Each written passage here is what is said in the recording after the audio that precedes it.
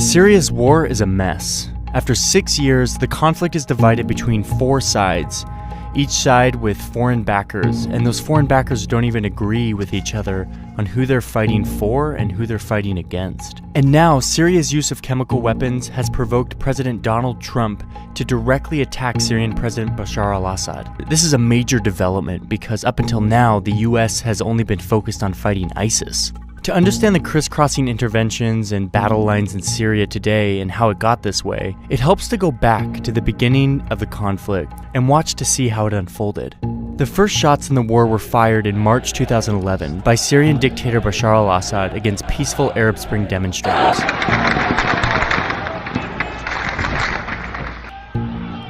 In July, the protesters start shooting back, and some Syrian troops even defect from the Syrian army to join them. They call themselves the Free Syrian Army, and the uprising becomes a civil war. Extremists from around the region and the world start traveling to Syria to join the rebels. Now, Assad actually encourages this by releasing jihadist prisoners to tinge the rebellion with extremism and make it harder for foreign backers to support them. In January 2012, Al-Qaeda forms a new branch in Syria, Jabhat al-Nusra. Also around that time, Syrian Kurdish groups who had long sought autonomy take up arms and informally secede from Assad's rule in the north. That summer is when Syria becomes a proxy war. Iran, Assad's most important ally, intervenes on his behalf. And by the end of 2012, Iran is sending daily cargo flights and has hundreds of officers on the ground. At the same time, the oil-rich Arab states in the Persian Gulf begin sending money and weapons to the rebels, mainly to counter Iran's influence. Iran steps up its influence in turn in mid-2012 when Hezbollah, a Lebanese militia backed by Iran, invades to fight along Assad. In turn, the Gulf states respond, Saudi Arabia really stepping up this time to send more money and weapons to the rebels, this time through Jordan, who also opposes Assad. By 2013, the Middle East is divided between mostly Sunni powers generally supporting the rebels and Shias generally supporting Assad. That April, the Obama administration, horrified by Assad's atrocities and the mounting death toll, signs a secret order authorizing the CIA to train and equip Syrian rebels. But the program stalls. At the same time, the US quietly urges Arab Gulf states to stop funding extremists, but their requests basically go ignored. In August, the Assad regime uses chemical weapons against civilians, provoking condemnation from around the world. Men, women, children lying in rows, killed by poison gas. It is in the national security interests of the United States to respond to the Assad regime's use of chemical weapons through a targeted military strike. Russia proposed on Monday that Syria surrender control over its chemical weapons to the international community for its eventual dismantling to avoid a U.S. military strike. The U.S. ends up backing down, but the whole thing establishes Syria as a great powers dispute, with Russia backing Assad and the U.S. opposing him. Just weeks later, the first American CIA training in arms reached Syrian rebels. The U.S. is now a participant in the war.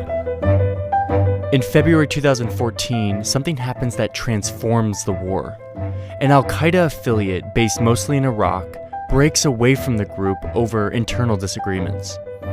The group calls itself the Islamic State of Iraq and Syria, or ISIS, and it becomes Al-Qaeda's enemy. ISIS mostly fights not Assad, but other rebels and Kurds, carving out a mini-state it calls its caliphate. That summer, it marches across Iraq, seizing territory and galvanizing the world against it. In September, 1 year after US almost bombed Assad, it begins bombing ISIS. We're moving ahead with our campaign of airstrikes against these terrorists, and we're prepared to take action against ISIL in Syria as well. That summer, in July, the Pentagon launches its own program to train Syrian rebels, but will only train those who will fight ISIS, not Assad. The program fizzles, showing that America now opposes ISIS more than Assad, but that there's also no like-minded Syrian proxy forces on the ground in Syria. In August, Turkey starts bombing Kurdish groups in Iraq and in Turkey, even as these Kurdish groups are fighting ISIS in Syria. But Turkey doesn't bomb ISIS. This gets to one of the big problems in this conflict. The US sees ISIS as its main enemy, but the US's allies like Turkey and a lot of Middle Eastern states have other priorities. This makes for a lot of unclear and confusing alliances. The next month, in September, Russia intervenes on behalf of Assad, sending a few dozen military aircraft to a long-held Russian base in the country. Russia says it's there to bomb ISIS, but in fact only ends up bombing anti-Assad rebels, including some backed by the US. The next year, Donald Trump wins the White House, vowing to stay out of Syria and signaling that Assad should be able to stay in power. At the end of 2016, Assad, helped by Russian air power and Iranian-sponsored militias, retakes the Syrian city of Aleppo, knocking the rebels out of their last remaining urban stronghold. Then, in spring 2017, Assad once again uses chemical weapons against his people, killing 85, including 20 children. Back in the US, Trump says his attitude towards Syria and Assad has, quote, changed very much due to the attacks. He vows to respond, and within just a few days, the White House launches dozens of Tomahawk missiles that strike an airbase in Syria. This is the first time the United States has directly attacked the Assad regime, and this adds yet another crisscrossing complication to the already multi-dimensional civil war.